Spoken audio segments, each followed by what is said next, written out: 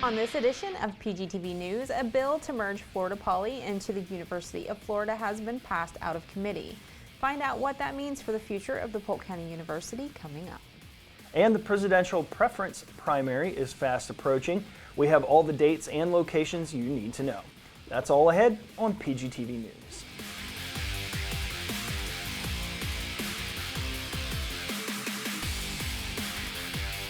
Welcome to PGTV News. I'm Tina Mann.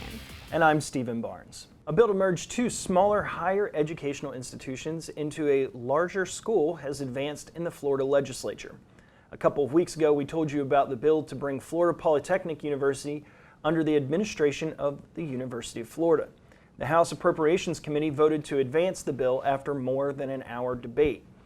Representative Randy Fine, the bill's sponsor, says the average cost per degree and administrative overhead is too high at Florida Poly and New College, the other institution affected by this legislation. Fine also said that merging the schools would save the state money. The bill has been met with opposition from Florida Poly's administration and students alike, with the school's Student Government Association organizing a Stand Up with Florida Poly event to urge students to contact legislators about the bill. 150 students, faculty, and staff showed up for the event wearing purple in opposition to the merger. In addition to the event on the FPU campus, several students traveled to Tallahassee the same day to speak to legislators in person. Some opponents of the bill have pointed out that there is no cost analysis of how much would be saved by the merger. According to a House analysis of the bill, the state's cost per degree at the University of Florida is just over $21,000 and over $180,000 at Florida Poly. Florida Polytechnic's President Randy Avent disputes those numbers, arguing that they were based on 6-year-old information and saying that this year's projected cost per degree is less than half the figure reported by the House. Now, while the bill has been steadily moving through the Florida House, there is no companion bill in the Senate. Well, we touched on this a little bit last week about the opposition to this type of thing. So it's interesting to see that the bill's moving forward. We'll see how that plays out. But with no companion bill in the Senate, it may die there. But I know that it sounds like they need to get their facts a little more together before they make that big of a decision. Well, and I think the big thing is how much is it actually going to save to merge these two schools together? Obviously, when you start adding the figures in and lumping them together, that cost per degree is distributed over, 40,000 students at Florida University, as opposed to the 2,000 students at Florida Poly. But it's still going to cost the same amount for that degree at Florida Poly. That education is still going to cost the same amount. There might be a reduction in some overhead possibly, but that's where the cost analysis comes in. Right, and I would hate for them to lose their reputation and everything and all their partnerships and things that they've built here in Polk County. So we'll just have to see what happens. Yeah. And it's another interesting to note is those figures are figures that cost the Florida taxpayer dollars. Right. Those are Florida taxpayer dollars per degree. In Lakeland, Florida Southern College has dedicated a new building to improve preschool education. The new Carol Jenkins Barnett Center for Early Childhood Learning and Health will be home to childhood education and pediatric nursing programs. These programs will focus on the impact of childhood health on learning and health instruction. Both subjects will be incorporated into the undergraduate and graduate education programs. The Barnett Center will also house the college's Early Learning Preschool and Lab, which will provide a model school for early childhood learning and will link childhood health to learning outcomes. The center will feature a community resources studio that college officials say will provide services and educational training for Polk County's families, teachers, and healthcare workers. The goal is to improve early learning for children. Students and faculty plan to move in by the end of the semester. This is pretty cool. I've talked a lot with the Early Learning Coalition about the effects of those early learning opportunities on kids and how important and crucial they are to brain development. Right. So. It really is. I mean, it's one of the most important times of a child's life is those really early years when they're first developing. So, this is a good program. Anything that's going to help them is going to be a benefit to our community. Absolutely. If you registered to vote as a Democrat or Republican before February 18th, then you'll be able to vote in the primary. While the presidential preference primary election isn't until March 17th, early voting for the primary begins on March 2nd. There are 9 early voting locations across Polk County, and those locations can be found on your screen or on polkelections.com.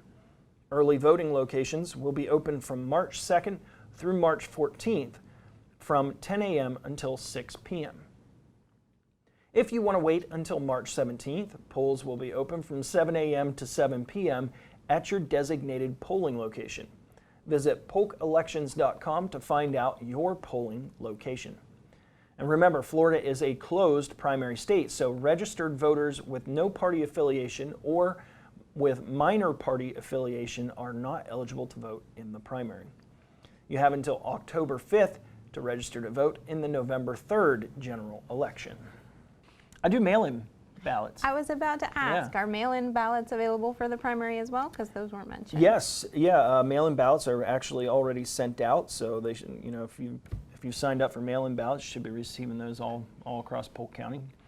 And Lori Edwards has a great website that goes over all your voting options and locations and explains everything. And so you can just go to Polk Elections. It's important to remember those mail-in ballots and the early voting, those are not tallied until after the actual election polls. So a lot of people say, well, the election's already decided. That's not true. Right. Get out, vote, even if you're not doing the early elections, get out and vote at the polls. Absolutely, so important. We are just about a month away from the official count for the 2020 census. Do you think you know everything there is to know about this once-in-a-decade survey? Then get ready for the 2020 Census Challenge.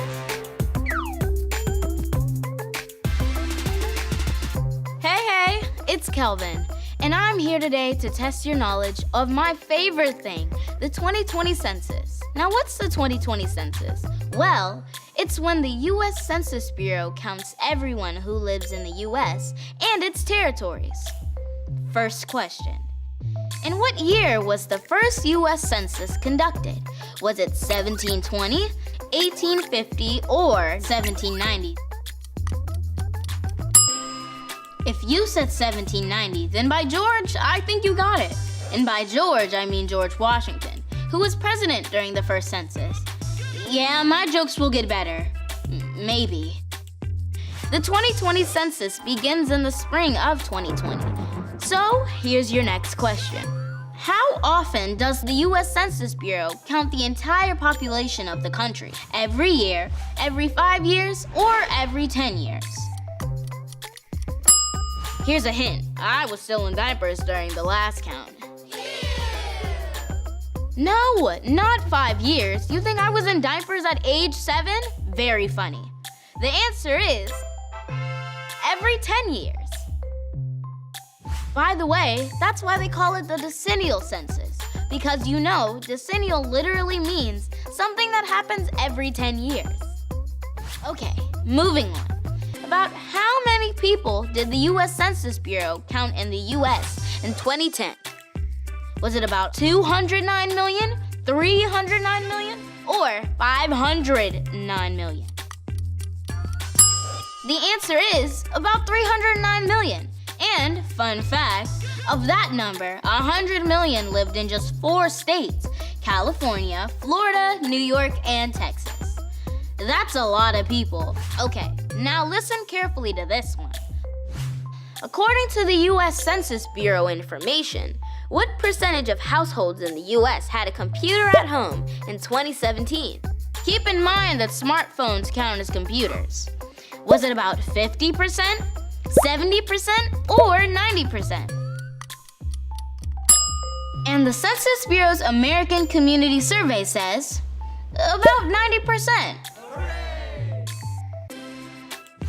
True or false? Census responses help inform how more than $675 billion in federal funds are spent in states and communities every year. Really? You think it's that much money every year? Well, yes it is! Ding, ding, ding! This money is used to help make schools, fire departments, and hospitals in your community. It helps build roads, it helps with housing, well, the point is, it does a lot of stuff. Oh, that sound means our time is up. Congratulations, you won an amazing prize. You've won the chance to be counted in the upcoming census. What did you expect? A week off from school? You know what that's called, spring break.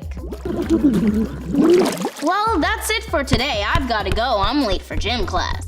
Also, go home today and circle April 1st, 2020 on your calendar. April 1st, 2020 is also Census Day. It's a day to remind the grown-ups you live with to respond to the 2020 census. They can respond online, by phone, or by mail. It's easy. So when I ask if someone in your household completed the 2020 census, your answer should be yes.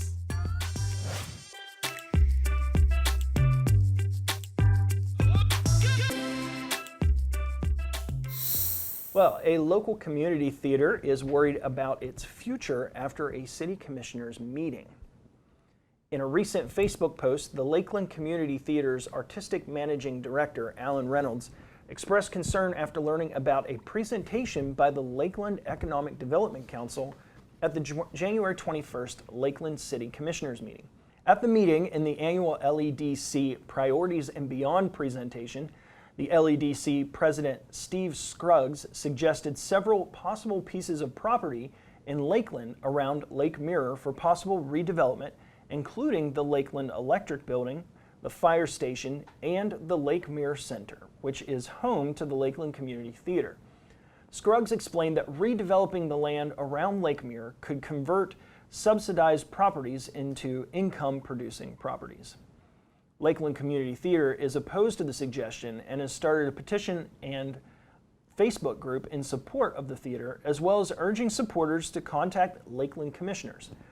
The nonprofit is further concerned as there was no suggestion for a new location in the presentation at the city commissioner meeting. In the presentation, Scruggs did ask if a new location could be utilized for the community theater. The city commission did not make any motions or pass any votes on the issue.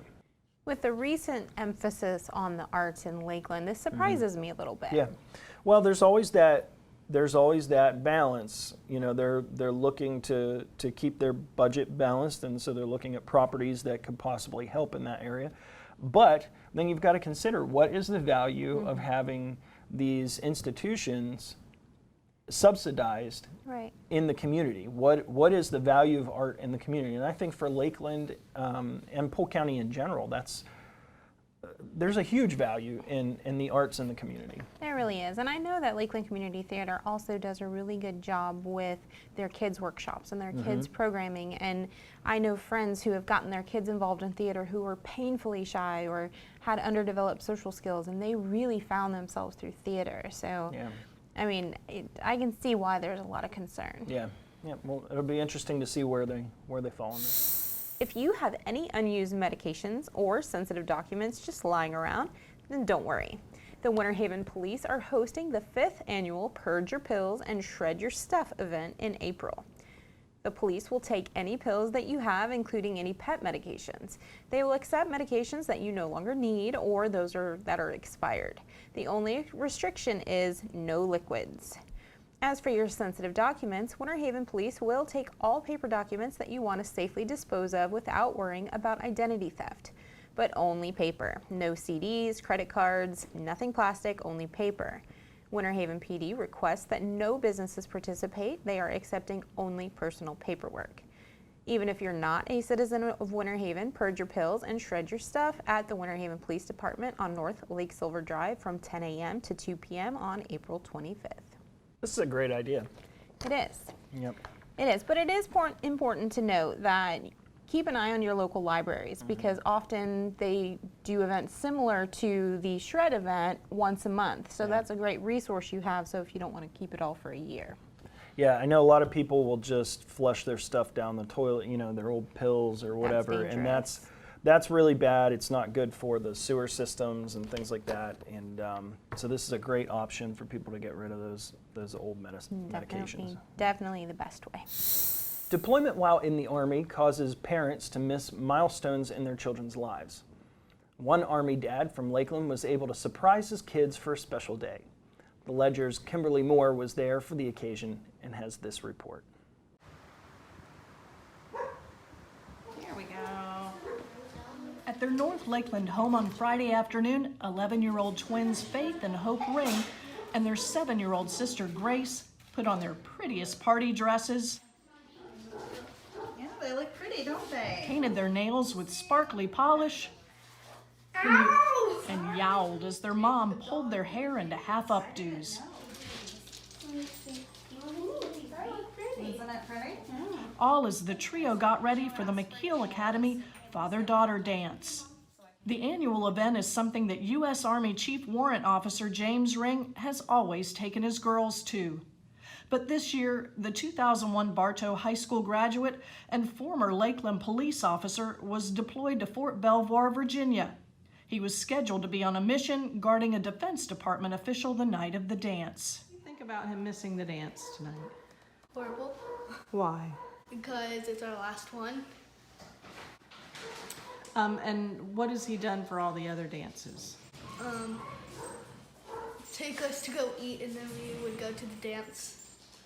But what they don't know is that their dad is not in some far-flung place. In fact, he had slipped into town Friday afternoon. I was able to talk to my command, and they were able to rearrange some missions and allowed me to come on a mission down in South Florida. That mission ended today, and I was able to rent a car and make it up here in time to be here for their father-daughter dance. And we're gonna surprise them. His wife, Candy, is a professor and curriculum developer at the University of South Florida. Can you see it a little bit? Yeah. She understands the demands of being a military wife and what it means for her husband to serve the country. I think it's a very honorable thing to do. Candy was in on the big secret, and she was thrilled to hear he would be able to dance with his daughters Friday night. I'm really excited. I know the girls will be really excited too, and I'm glad that he was able to make it to be there for them because a lot of soldiers don't get to come home for that. Just after 7 p.m., the girls arrived at the school in a limousine. Ring stayed hidden behind a dozen pink and white balloons until the girls walked into the school. No, I think you might want to go this way.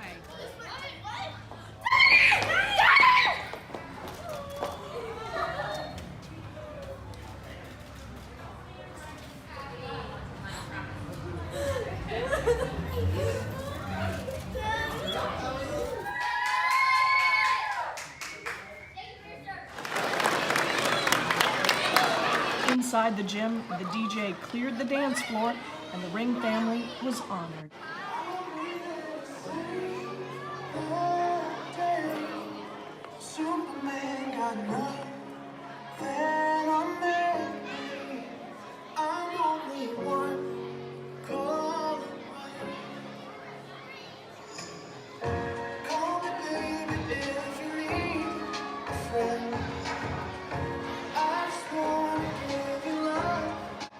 For The Ledger and theledger.com, I'm Kimberly Moore.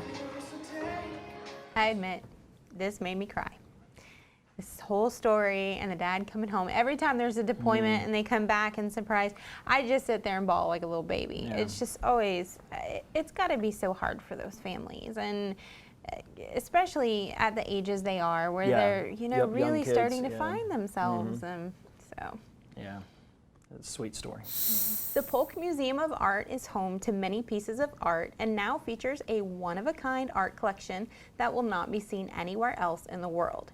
We spoke to Dr. H. Alexander Rich, the Executive Director and Chief Curator at the Polk Museum of Art, about this unique exhibit.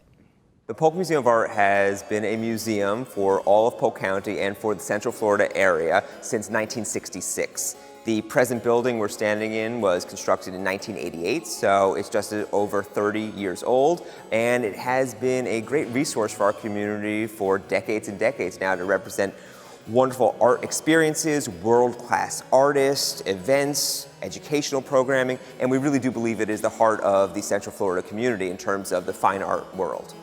Well, in June of 2017, we affiliated the museum with Florida Southern College to become the Polk Museum of Art at Florida Southern College. So while we are catering certainly to the college and to college students, we're also an academic museum for the whole community. And it really does seem that members of the community appreciate that. So for instance, we just opened up an exhibition called Music and Dance in Painting of the Dutch Golden Age. It is easily the biggest show we've ever done at the Polk Museum, and it features 27 old master paintings from The Hague.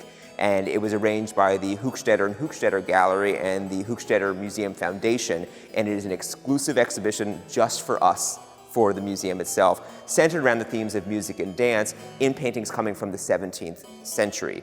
Every work in the show comes from a private collection as well. So this is the one and only opportunity for visitors to the museum to see these works, because right after this show closes in May, they'll go right back into people's houses, rather incredibly.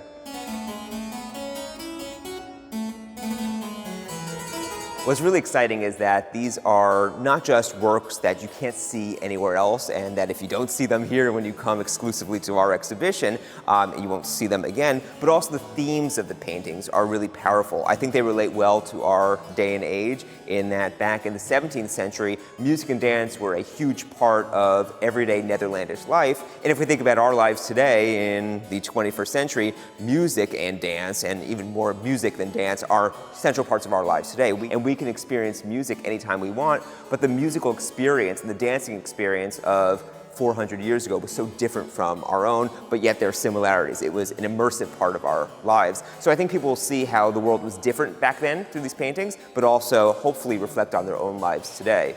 They're also incredibly beautiful paintings. They range in scale from very large to rather small, and they're painted so exquisitely that you can't even detect a single brushstroke on most of them. So these are old master academic style, and that will be in stark contrast to a lot of the styles that most visitors to the museum may be familiar with from contemporary art collections today. So these are true master works. A lot of visitors will not know many of the artists on display in music and dance, but that's part of what we offer with a museum like this. There will be new discoveries along the way for artists that you've not heard of, but maybe will become a new favorite artist. So when you walk into the exhibition, there is a painting that is immediately to your right, and it's a painting of a violinist, and it's just a beautiful, simple portrait of a young man and musician doing what he loves. And there's nothing else in the entire painting except for him playing his instrument. The museum is always free. Our admission is underwritten by generous strategic partners. That means that you do not have to pay a dime to come to the museum. We would never want there to be any obstacles to anyone wanting to enjoy works of art. We like to think of the museum as kind of being the equivalent of a library. Everyone should have the ability to read a book. We want visual literacy to be a part of everybody's everyday lives. So come to the museum, enjoy it. We love donations, of course, to help support us, as we are a nonprofit, but there is no fee put in the way of enjoying wonderful exhibitions like music and dance and painting of the Dutch Golden Age. Thanks for watching PGTV News. The board review is coming up after a short break. But first, take a look at some events going on in the area on our community calendar.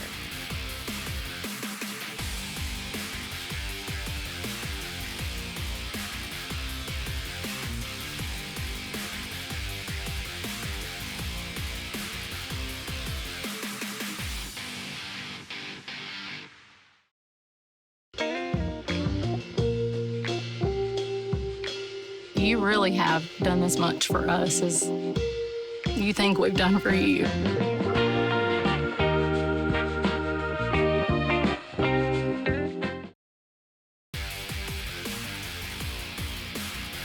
Welcome to the Board Review with news about your county government. I'm your host, Tricia Pichette. Today you'll learn about County Commission actions from the February 18th, 2020 board meeting. During Tuesday's meeting, the board approved the alignment alternative and adopted the resolution for the County Road 557 widening project.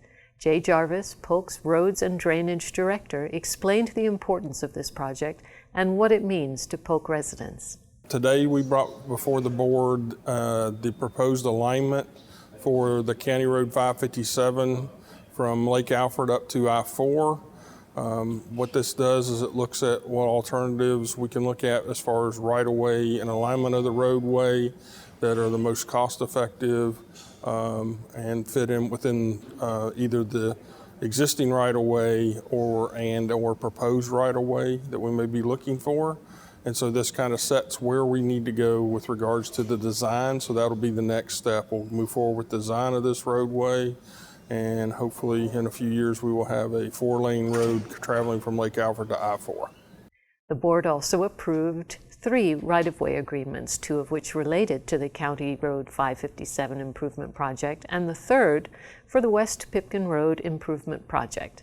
Wade Allen, Polk's Administrator of Real Estate, took the time to discuss the importance of these agreements and how they relate to each of the projects. The board considered a couple of items this morning for their upcoming road projects. The first item was an agreement with Mrs. Lango, who lives on the west side of 557, north of Lake Alfred. This project, the board considered and approved the purchase of her residence today, which will be needed for additional right-of-way for the County Road 557 project.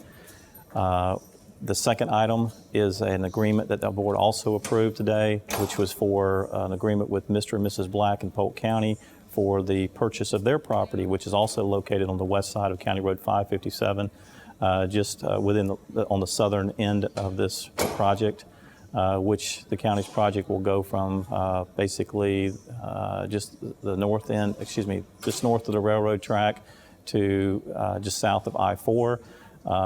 Regular acquisition on this project is about 1.5 years out, but both of these property owners were interested in working with the county early on and to get their items resolved. Third item on today was another right-of-way acquisition this is for the county's West Pipkin project, the 4-lane between Hardin Boulevard and County Road. The project, this particular parcel located at the southwest corner of Yates and West Pipkin. It's currently a vacant parcel owned in the future stages of, will be a future development parcel. And the county basically approved the agreement with English Creek to allow for the purchase of that right-of-way so that we can continue to move forward with the county's 4-laning project that's planned to go to construction within about 1.5 years. Several longtime Polk employees were recognized for their years of service Tuesday. They included Freddie L. Fred the Painter Hyman, who was a painter for the Facilities Division and was recognized for 20 years of service. Jean-Paul Levasseur, who is an electronic monitoring officer in the Probation Division, was recognized for 20 years of service. Christina Tina Seymour, an office manager in the Probation Division, was recognized for 20 years of service. Cynthia R. Williams, who is Associate Director 2 in the Rohr Home, was recognized for 20 years of service. Teresa Reese Bardwell, an electronic monitoring officer in the Probation Division, was recognized for 25 years of service. Mary Beth Moore, who is a forensic program manager for the Indigent Healthcare Group, was recognized for 25 years of service. Ken Williams, who is a battalion chief in the Fire Rescue Division, was recognized for 25 years of service. Arthur R. Cunningham Bell, who is a chief masonry worker in the Roads and Drainage Division, was recognized for 35 years of service. Michelle Givens was appointed as a member of the Citizens Healthcare Oversight Committee for a 4-year term that ends in 2021. Desiree Howell was reappointed as a member of the Tourist Development Council for a 4-year term that ends in August 2023. During the afternoon session, the board held a public hearing on the following item. The board approved a conditional use request to allow 1 mobile home in the residential Low 4X land use district within the Ronald Reagan Parkway selected area plan on about 1/2 acre.